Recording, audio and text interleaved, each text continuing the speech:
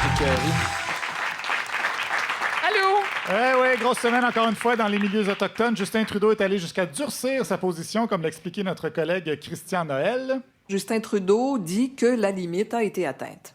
Il a durci le son. Il dit que la patience d'Ottawa a ses limites. Il a durci le son, sûrement un amateur de musique hard rock, Jean-Philippe.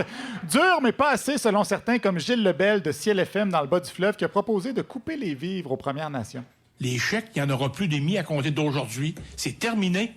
Terminé. Malheureusement, on est ben Ah. trop mou pour ça. Voilà. Une gang de mollassons. Ça, c'est les Canadiens, ça. Une gang de mollassons, les Canadiens, ça s'applique autant au peuple qu'à l'équipe de hockey. D'ailleurs, un autre qui a eu la même idée, Benoît Dutrisac à Cube Radio. Coupe les chèques. Coupe les chèques. À un moment donné, ça suffit. Coupe les chèques. Tu fais pas ta job, les peacekeepers font pas leur job, il n'y a pas de chèque qui rentre, mon petit minou. À un moment donné, ça va-tu faire? Écoute, coupe les chèques, puis tu vas voir que les chefs héréditaires, ils attendent les paiements pour leur pick-up, hein? Alors, fini les chèques et les pick-up, mon minou. Il manquait juste fini de prendre un verre de bière, mon minou. Il était 100% dans les clichés. Ça, c'est pour les Autochtones, mais il y a aussi eu ceux qui ont bloqué une voie ferrée à Saint-Lambert par solidarité. Une gang de jeunes de nos jours qui ont bien déçu Mario Dumont à LCN. Ils n'ont même pas ramassé leur vidange. Ouais, on a vu. Pourtant, c'est des verres. Moi, je pensais que des verres, de même, c'était propre terriblement, ça faisait pas de vidange, là. Ben non. C'est contribuable qu'on va payer pour faire ramasser les vidanges des petits crottés, là. Bon, c'était peut-être pas très légitime comme barricade et un petit peu désolant, les vidanges, oui, même si on sait pas trop si on est obligé de les laisser là quand la police les a expulsés, mais c'est pas très productif de les traiter de crottés. Nos boss traitent Jean-Sébastien de crotté chaque semaine quand il laisse traîner ses vidanges au bureau. Et je vous confirme que son reste de club sandwich d'il y a 3 semaines est encore sur la table au moment où je vous parle. Ça marche pas, se crier des noms. Par contre, ils vont peut-être vous couper votre chèque, mon minou, Jean-Sébastien, à ce qu'ils m'ont dit. Reste que ce ton paternaliste-là a été repris un peu partout. On a aussi proposé plusieurs choses pour les déloger, les étudiants qui bloquaient la voie à Saint-Lambert, comme on ne pouvait pas couper leur chèque à eux. Éric Duhem avait une solution. Aujourd'hui, des bloqueurs d'ondes, ça existe, là. Oui. Il y aurait juste à les empêcher d'avoir accès à leur cellulaire. D'après moi, au bout d'une demi-heure, il n'y en a plus un seul qui va être là. Brillant. Non, mais ils sont techno-dépendants, ce monde-là. C'est sûr et certain que s'ils n'ont plus de cellulaire avec lesquels jouer, ils vont sacrer le camp chez vous, chez eux, puis ils vont retourner dans le sol chez leur mère, là. Un bloqueur d'ondes, ça m'en prendrait un pour quand Jean-Sébastien chante. Autre idée, si c'était son enfant qui bloquait la voie, ben Camille de Radio X ferait pas son lavage en guise de représailles. À la prochaine brassée de lavage, au prochain yes. petit pépin financier, Oui. le téléphone ne répondra pas, là.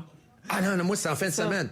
Arrive avec sa poche de lavage, puis la sauce à spag, il n'y a pas de sauce à spag, puis il n'y a pas de lavage. Je te C'est quoi? l'annonce. Elle a sa clé de la maison, ça se peut que j'ai changé les serrures. Elle veut laver son linge sale en famille, ou pas. Et Alex Leblond, lui, toujours à Radio X, il irait encore plus loin. Moi, j'appelle mon notaire. Dans les 15 minutes, le testament est modifié et son nom ne figure plus. Non, ça ne tient qu'à un fil, l'amour que vous portez à vos enfants. En tout cas, c'est sûr que c'est pas lui qui a écrit la chanson « L'amour en héritage », Jean-Sébastien.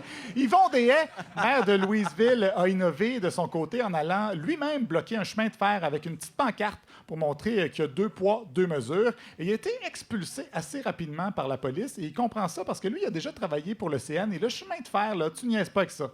Puis un chemin de fer, monsieur, je vous dis, c'est une religion, c'est sacré. On touche pas à ça. Puis il dit, madame, aucun problème, j'ai tassé ma barricade, je l'ai mis de côté. C'est ça, là.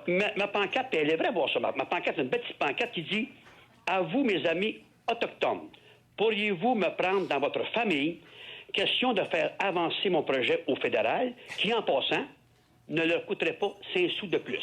Vous savez, c'est quoi mon projet, moi? C'est quoi votre projet, monsieur? Deshaies? La peine de mort. La peine de mort! Voilà. C'est ça, son projet de société à M. Deshaies. Et quand il dit que ça ne coûterait pas 5 sous, il est très sérieux.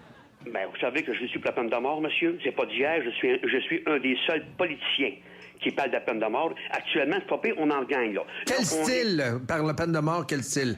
Le gaz, la piqûre ou le... C'est sûr, monsieur, la corde, c'est très dur, on s'entend, là. Mais C'est la ça coûte pas corde? cher. C'est Ouais, la pendaison? Oui, mais elle coûte pas cher, ça. Ah, le gaz, la piqûre, non, la corde, ça coûte moins cher. Ben, c'est vrai, On ferait des économies. Avec un aussi bon ambassadeur, je vois pas pourquoi sa cause fait pas plus d'adeptes.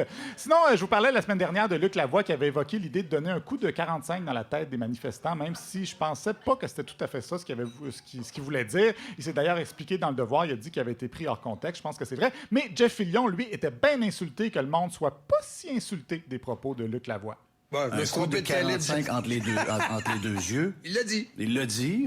Ça semble, dans son cas, être accepté. Si toi, tu le dis ou moi, je le dis, il n'y a plus de one-two punch. Ben moi, j'ai déjà dit que je réglerais le problème de certains groupes de cette manière-là. Et la seconde que je l'ai dit, on est parti à rire. On disait, on fait des conneries, on fait des jokes. Une caricature. Et après ça, on a dit, on ferait ça avec des balles de plastique. C'était juste pour un clin d'œil un peu coco. Un clin d'œil un peu coco, c'est tout. On voulait pas dire une balle dans le front, on voulait dire une balle de plastique dans le front. voilà. Et d'ailleurs, je m'en rappelle de cette excellente blague. On peut peut-être écouter le climat de franche rigolade de l'époque. Une des choses qu'on pourrait dire, c'est on vous donne la chance de manifester pacifiquement.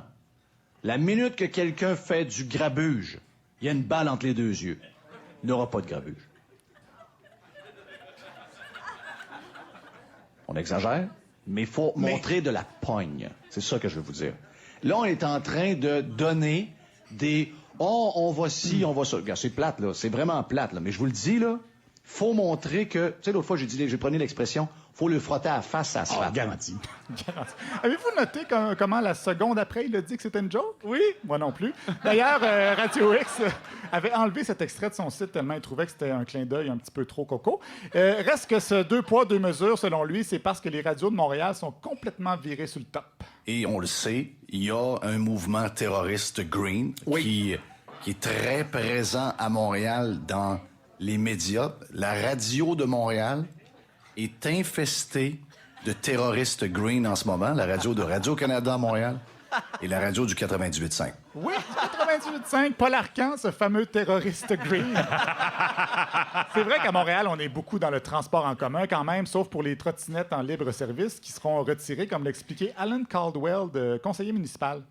Le constat d'échec est sur la capacité des opérateurs à faire en sorte du bon déploiement de leur flotte, puis à faire en sorte qu'ils prennent la responsabilité que leur stationnette soit bien trottinée.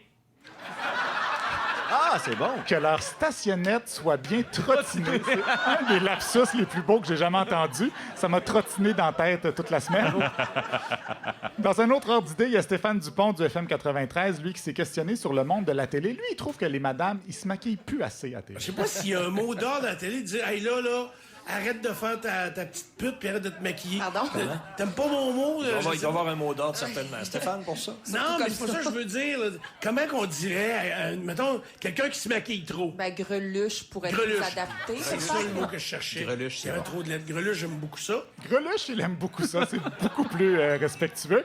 Et pour finir, parlant de télé, on va finir avec Marie-Pierre Morin, qui était à l'émission Silence on joue la semaine dernière et qui devait expliquer à un participant qui vous êtes en vous décrivant, Jean-Philippe. Il animait cet été à Bonsoir, bonsoir. Oublie ça. Ça a changé. On ne sait pas c'est qui, lui, on l'aime pas. On sait pas c'est qui, lui. On l'aime pas. Je pense que vous avez le titre de votre biographie. C'est là qu'elle l'a trouvé. Merci, Olivier. Olivier Niquette, mesdames et messieurs.